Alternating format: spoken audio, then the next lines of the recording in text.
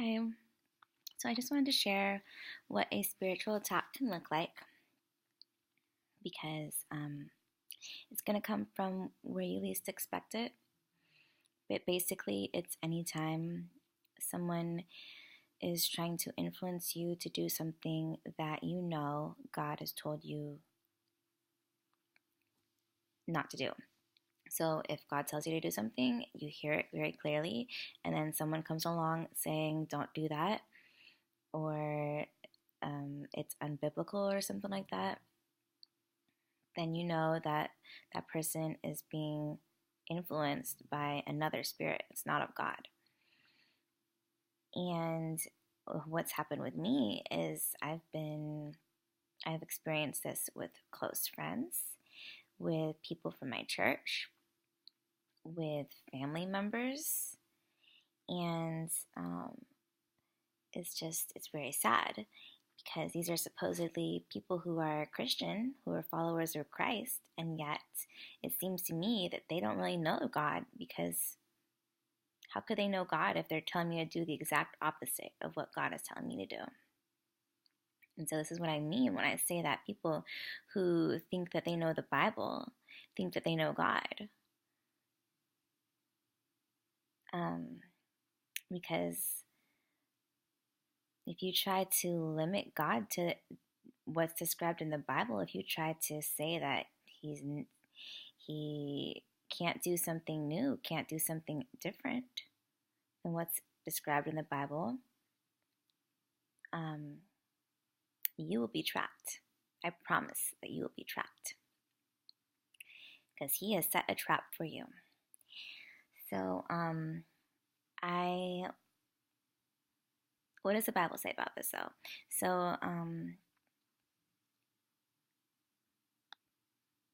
like, Matthew 10 says, "A man's enemies will be the members of his own household. Anyone who loves his father or mother more than me is not worthy of me. Anyone who loves his son or daughter more than me is not worthy of me. And anyone who does not take up his cross and follow me is not worthy of me." And then Matthew 19, verse 28, Jesus was telling his disciples that at the renewal of all things, when the Son of Man sits on his glorious throne, you who have followed me will also sit on 12 thrones, judging the 12 tribes of Israel. And everyone who has left houses, or brothers, or sisters, or father, or mother, or wife, or children, or fields for my sake will receive 100 times as much and will inherit eternal life. But many who are first will be last, and many who are last will be first.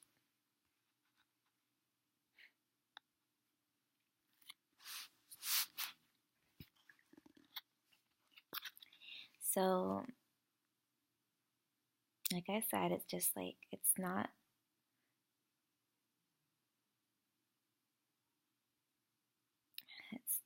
what you think. Like,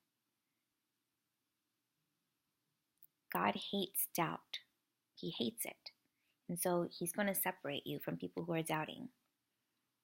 And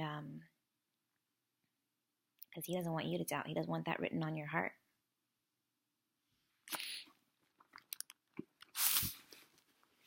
Because that's a spirit. And the only spirit that should be in your heart is God. And so those doubters, those are the ones that are going to fall.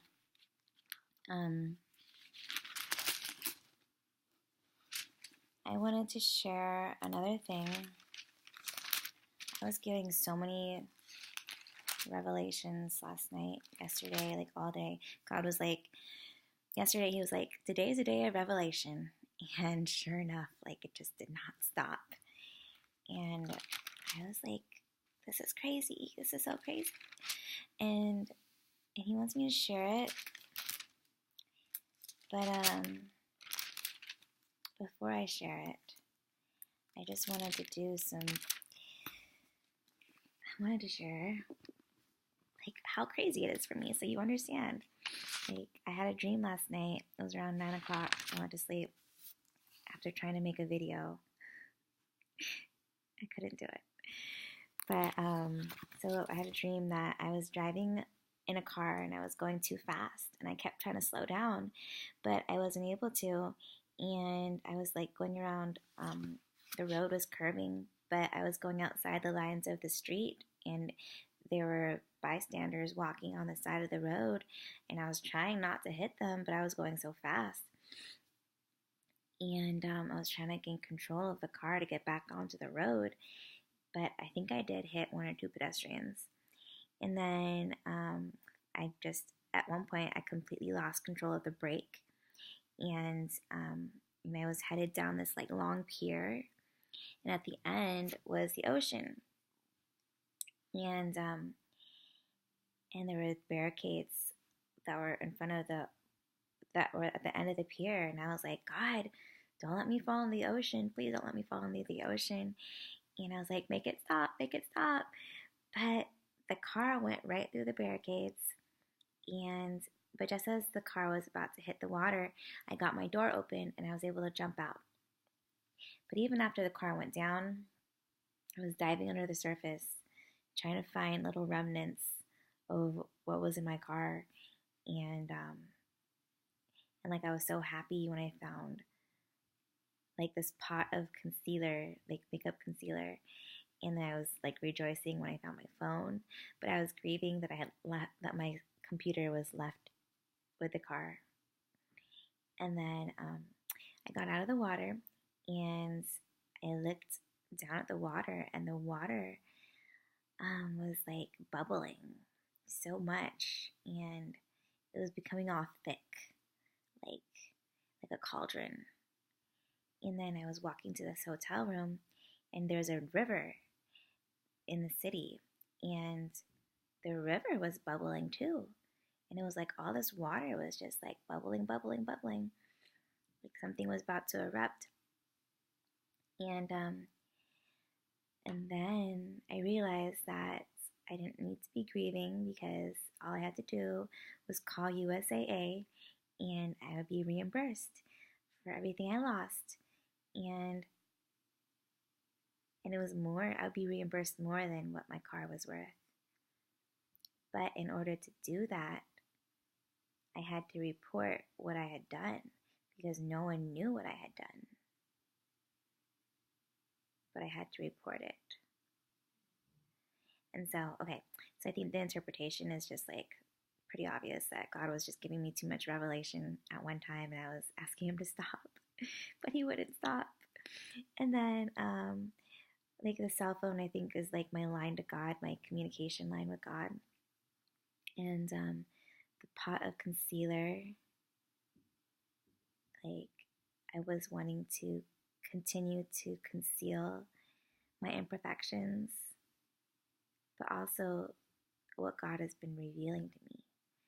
And I didn't want to share it. And I don't know what the water means. Something's coming, maybe. Something is going to erupt into the world, maybe. I don't know. And USAA is my car insurance, but maybe it also stands for USA. I don't know. Anyway, yeah, like that's just too much. So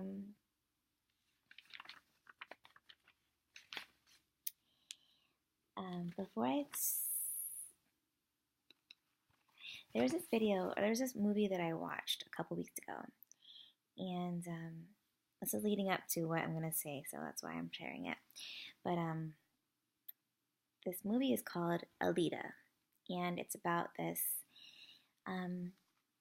this warrior battle angel. She's called Alita the Battle Angel, and she's like this cyborg. She's got the brain of a human, but the body of a cyborg, and she was found in a dump heap. And she didn't know how she got there. But she was discovered by this doctor, and the doctor put her back together, and she eventually found out that she had this like ancient technology in her heart that was able to power up this special suit that gave her super strong powers. And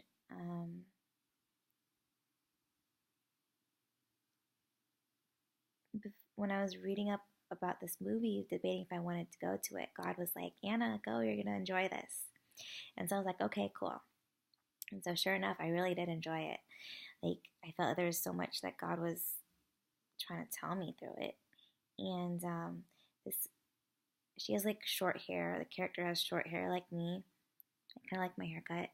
And she has really huge eyes.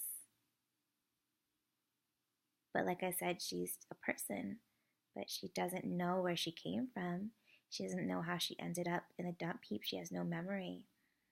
But as she found out about her heart, she would start to receive like flashbacks of her past.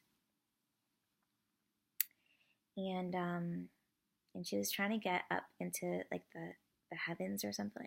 Or like there is this kingdom, not really a kingdom, but like this city that was up in the air, and she was trying to get up to it. And yeah. And so I share that because the big eyes, like it reminded me of this video, or this like prophecy video I'd seen a couple years ago by Kim Clement. And it was about this woman named Esther who was going to come, and she was going to have the oil of gladness that she was going to pour out on the people, but at first she was going to be hated by everybody. And then she was going to eventually be accepted. And when I first saw this video, I got all the hairs on my arm and all over my body just stood straight up, and I was like, this is really weird. I didn't understand why. And then in December, when God started to tell me that I have dove's eyes, he brought me back to this video. And so I knew it was for me because God had told me that he's preparing me like Esther in November. And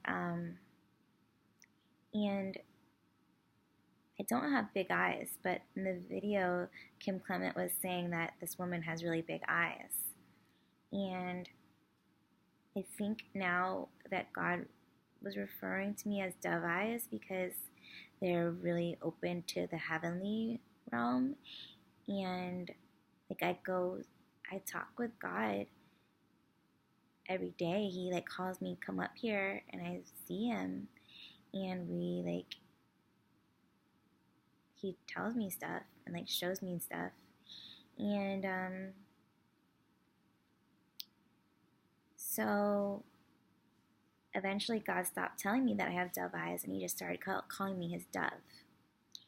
And I didn't realize until recently that he meant like I'm his messenger and like a type of angel.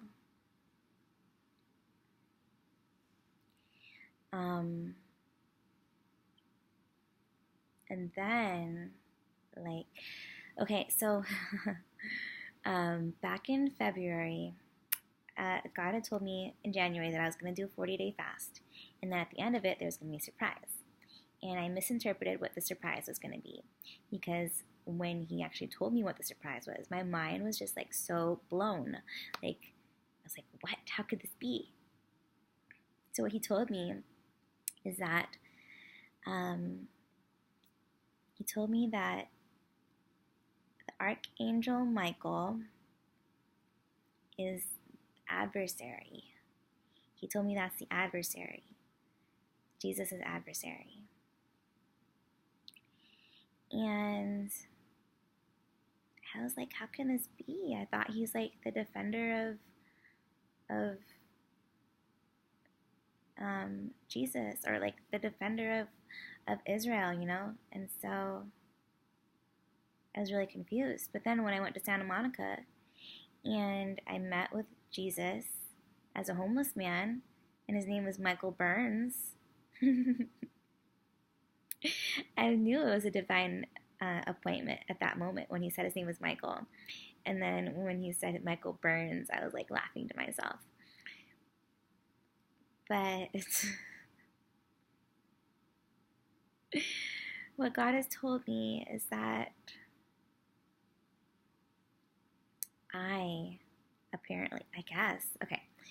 apparently I'm Michael in the flesh, and I'm a fallen angel, the angel of the pit, and he said that I have been given a chance to have redemption.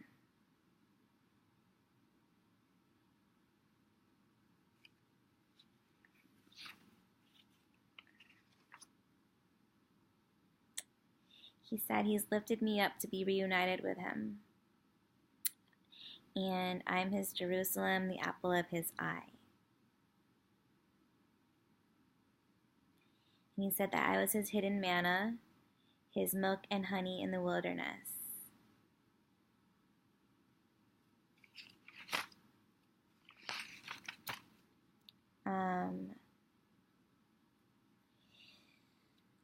And then he said, I saved the best for last. So, I don't know, guys. Like, it's really crazy.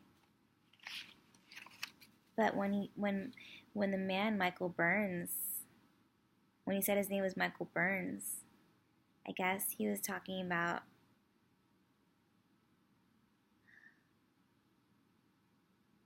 burning love for Jesus that he didn't have before.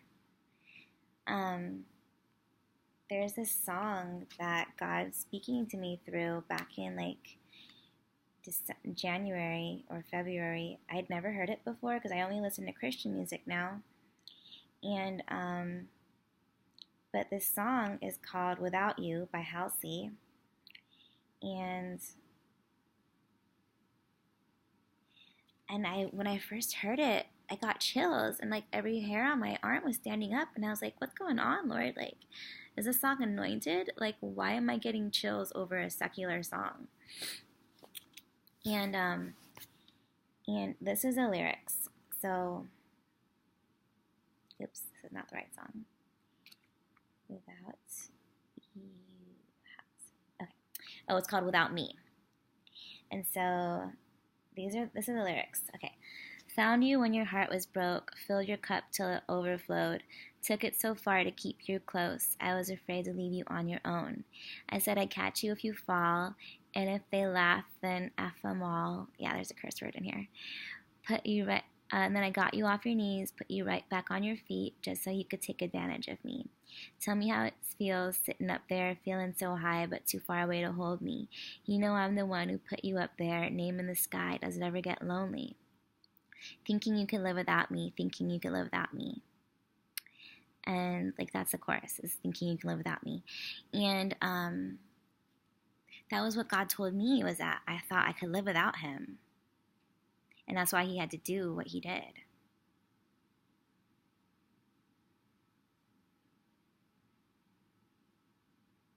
And like now,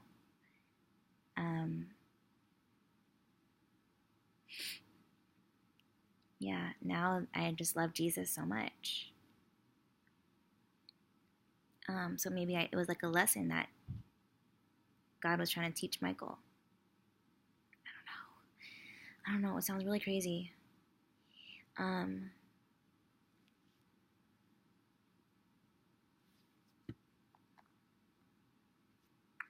So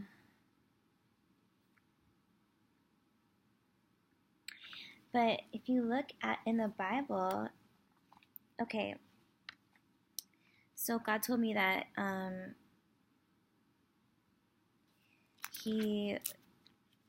the book of Exodus, I think I actually have this up here.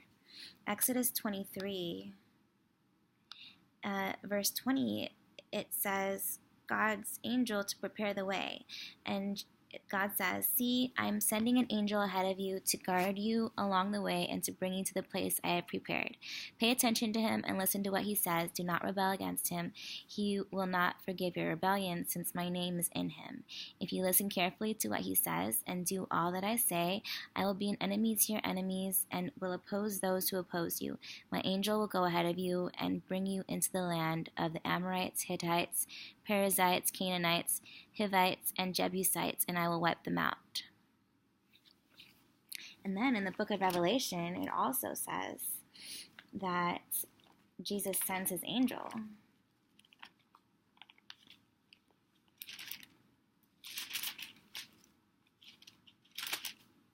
I think it's chapter 20.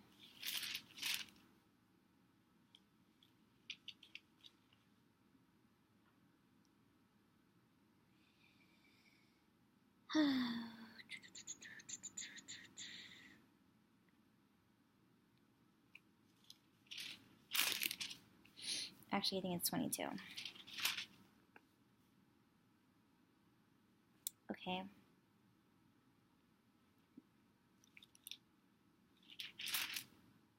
Oh, okay. It was chapter 22, verse 16, and it says, "I, Jesus, have sent my angel to testify to you these things in the churches. I am the root and the offspring of David, the bright and morning star." And the Spirit and the bride say, "Come." And let him who hears say, "Come." And let him who thirsts come. Whoever desires, let him take the water of life freely.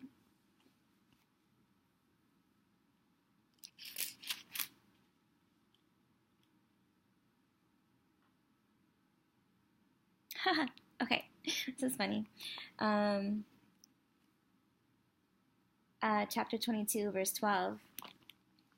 And behold, I am coming. Jesus is saying this. "Behold, I am coming quickly, and my reward is with me, to give to everyone according to his work. I am the Alpha and the Omega, the beginning and the end, the first and the last." And that was what God had told me, that he's the Alpha and the Omega, the one who's coming. Jesus, when he comes, he's going to be unlike any Jesus you've ever heard before. Like, he's going to be pretty crazy. And, yeah, it's not going to be what people expect. The Alpha and the Omega. And so, and he told me he's ready to come. He said he's ready to come with his sword and conquer the world.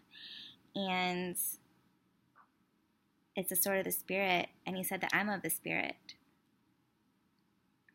And so I think he's talking about me with his sword.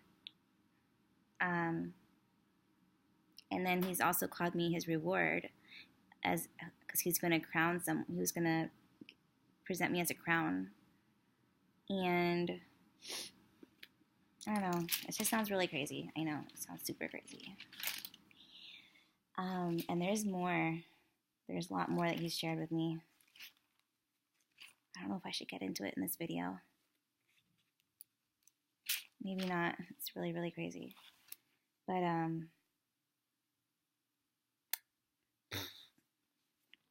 there's just so much. I was like, God, make it stop, make it stop. This is too much.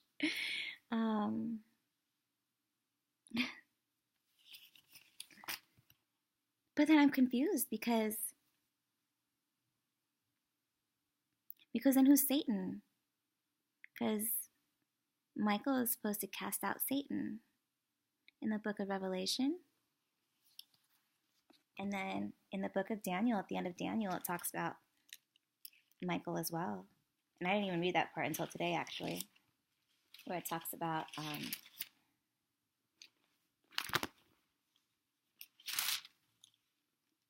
the prophecy of the end time. In chapter 12, it says, "At that time Michael shall stand up, the great prince who stands watch over the sons of your people, and there shall be a time of trouble such as never was since there was a nation, even to that time, and at that time your people shall be delivered, everyone who is found written in the book, and many of those who sleep in the dust of the earth shall wake, some to everlasting life, some to shame and everlasting contempt. Those who are wise shall shine like the brightness of the firmament, and those who turn many to righteousness like the stars forever.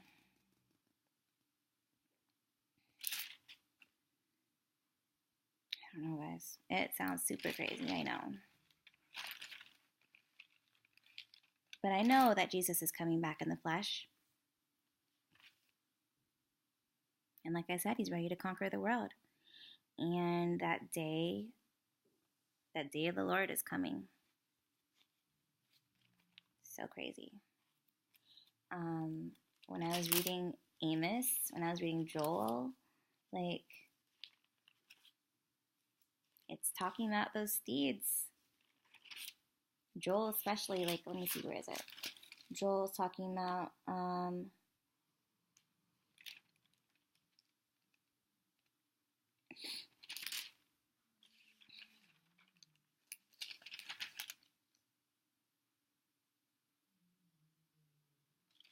maybe it was Amos. But yeah, I was talking about, oh, in Joel, it says, chapter 2, a call to repentance. Turn to me with all of your heart, with fasting, with weeping, and with mourning. Blow the trumpet in Zion, consecrate a fast. Gather the people, sanctify the congregation, assemble the elders. Gather the children and nursing babes, let the bridegroom go out from his chamber, and the bride from her dressing room. And he's called me his bride. He's called me his wife. Like, I don't know, guys. It's really crazy. But he's definitely calling up his stallions. If you hear his voice, if you don't hear his voice, you need to start listening. Egypt will be a desolation, and Edom a desolate wilderness.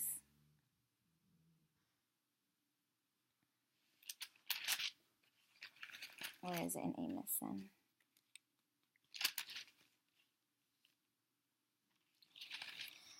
Oh yeah, there's just so much here, you guys. Like, there's just too much.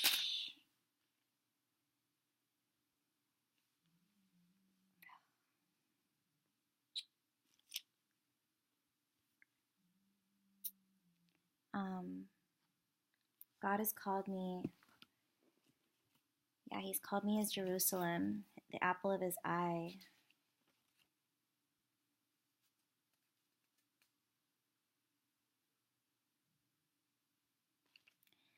When it talks about his hidden manna and his milk and honey in the wilderness, I came across something that I found interesting. Hold on, where is it?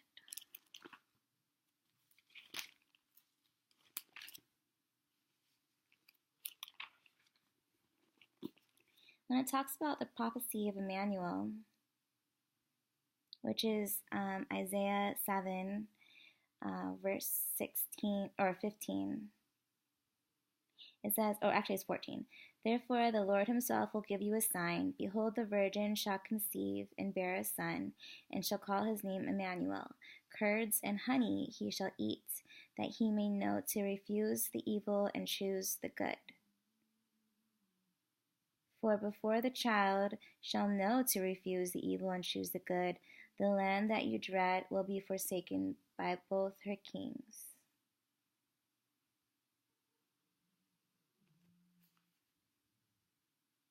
The Lord will bring king of Assyria upon you and your people and your father's house, days that have not come since that day that Ephraim departed from Judah. I hope I pronounced that right. So,